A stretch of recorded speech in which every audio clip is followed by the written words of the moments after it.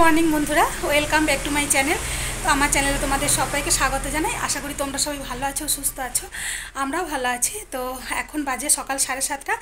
তো আজকে আমি অনেক সকালে উঠে তাড়াতাড়ি করে কাজকর্ম সেরে নিয়েছি। তো তারপরে স্নান করে পুজো টুজোও করে নিয়েছি। তো সকালে একবার লিকার চা খেয়েছি, তো আর একবার একটু দুধ চা খাবো। তারপর দুধ চাটা খাওয়ার পরে তো রান্না বান্না বাকি কাজকর্ম টিফিন ফিফিন সব করবো আর কি। তো চলো সঙ্গে থাকো, দেখতে থাকো, আশা করি তোমাদের ভালো লাগবে।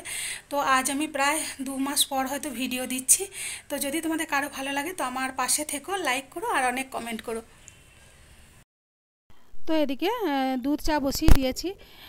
তো আজকে তাড়াতাড়ি কাজ সেরে নিয়েছি, তার কারণ প্রত্যেক দিনই বসে থেকে থেকে না অনেকটা সময় পেরিয়ে যায়। তো তারপরে যখন স্নান করি, পুজো করি, তখন প্রায় 10টা সাড়ে 10টা বেজে যাচ্ছে। তো আজকে দেখলাম যে বসে থাকবো না, তো সকাল সকাল উঠে সমস্ত কাজকর্মটা সেরে নিই।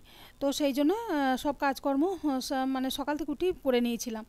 তো তারপরে এবার এখন একটু বসবো, বসে চাটা খাবো, তারপরে একটু ফোন দেখবো, যাকে যা ফোন করার করব। তো অনেকক্ষণই বসে চাটা খেলাম, ফোন করলাম, ফোন দেখলাম, সব কিছুই করলাম। তো তারপরে এখন প্রায় বেজে গিয়েছে 9:45 মতো বাজে। তো এবার একটু টিফিন করে নিই। তো টিফিনে না কালকে ছোলার ডাল আর আলু আমি সিদ্ধ করেছিলাম। তো সেই ছোলার ডাল আর আলুটাই আমি ফ্রিজে রেখে দিয়েছিলাম। তো নিজের জন্য প্রতিদিন টাটকা টাটকা প্রতিদিন খাবার মানে করা হয় না। তো আগের দিনে যে তরকারি টরকারি থাকে তো সেটা রেখে দিয়ে আমি তারপরের দিনে টিফিনটা করে নিই। তো ছোলার ডাল, আলু, কাঁচা লঙ্কা, কাঁচা তেল, পেঁয়াজ ওইসব দিয়ে খেতে ভালোই লাগে।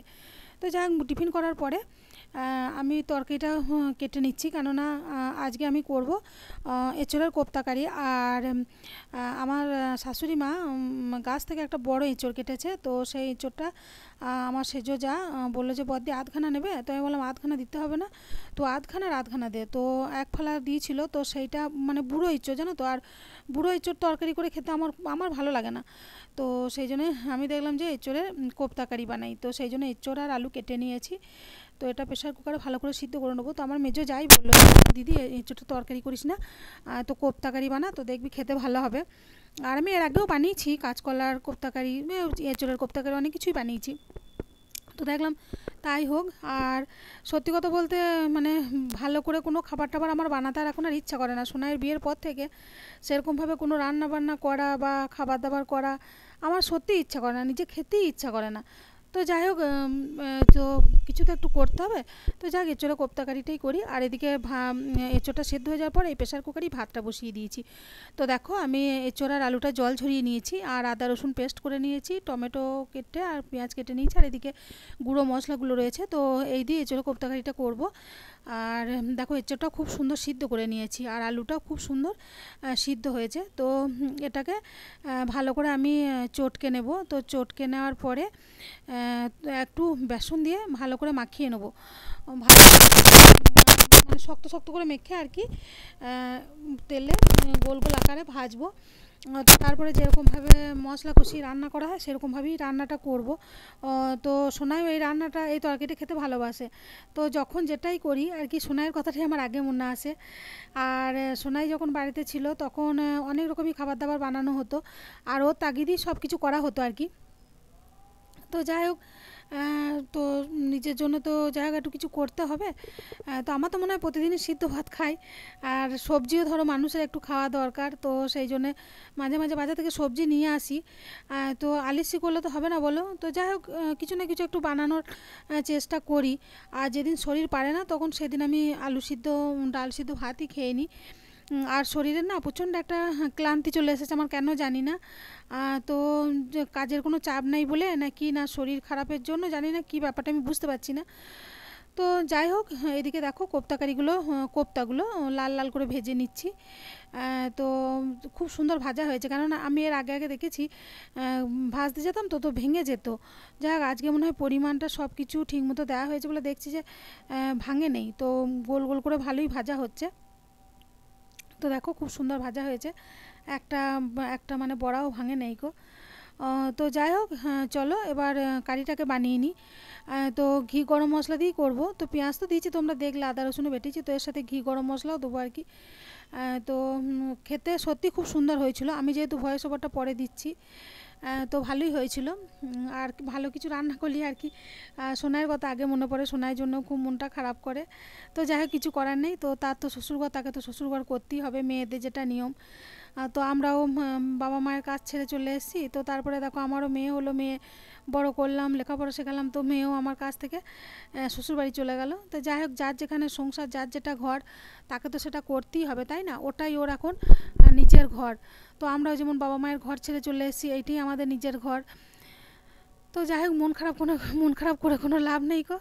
আর মন তো খারাপ করবি। আর সোনাই এই ক্ষেপে যখন এসেছিলো তো ছিল কদিন, তো মেয়েটাকে আমি কিচ্ছু করে খাওয়াতে পারিনি, কেননা ওর এতটাই শরীর খারাপ করেছিল, বেশ কয়েকদিন ধরে সমানে পায়খানার বমি করেছে, শুধু পোস্ত বাটা আর আলু সিদ্ধ ভাত খেয়েছে। তো মনটা খারাপও লাগে।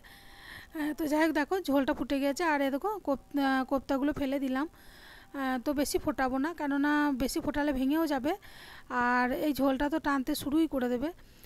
তো কি রান্না করেছি আগে চলো শেয়ার করে নিই। এই দেখো কোপ্তা কারি তোমাদেরকে তো দেখিয়েছি, আর তেল লঙ্কাটা ভেজে নিয়েছি। তো তেল লঙ্কাটা দিয়ে আমি আলু ভাতে মাখবো, আর প্রেশার কুকারে ভাত করে নিয়েছি, ভাতও খুব অল্পই করেছি।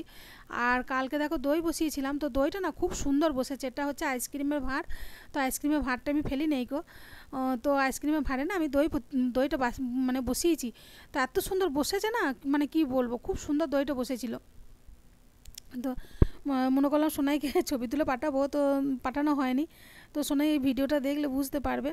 তো চলো আলুটা আমি সুন্দর করে ঝাল ঝাল করে মেখে নিই। আর আমি শুকনো লঙ্কা জিরে ভেজে নিয়েছি তেলে। তো এই দিয়ে আমার আলু মাখাটা খেতে আমার খুবই সুন্দর লাগে। তো তারপর দেখো আমি সুন্দর করে থালাটা গুছিয়ে নিয়েছি, আলু মাখা, কোপ্তাকারি আর টক দই অল্প করে নিয়েছি। তো গুড আফটারনুন বন্ধুরা। তো তারপরে আমি একটু হাঁটতে, দুপুরবেলা খাওয়া দাওয়ার পরে রেস্ট নিয়ে একটু হাঁটতে বেরিয়েছিলাম। তো অশ্বত্থ গাছটা না পাতাগুলো ঝরে গিয়ে কত সুন্দর কচি কচি পাতা বেরিয়েছে, তো দেখতে খুব সুন্দর লাগছে।